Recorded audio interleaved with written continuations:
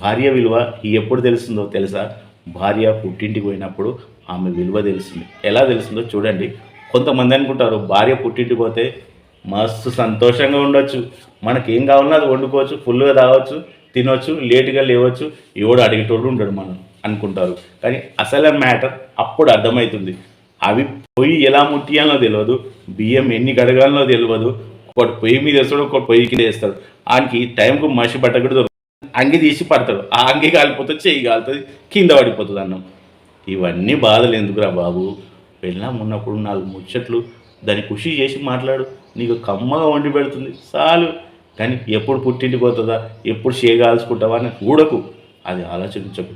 భార్య బుద్గరియాలి, బుద్గరించి మనకేం కావాలో తినాలి, అంతే. కానీ భార్య పోతే ఫుల్ తాగొచ్చు, తినొచ్చు, ఏరుకోవచ్చు అంటే కాదురా బాబు. అది తెలుసుకోరు ఫస్ట్.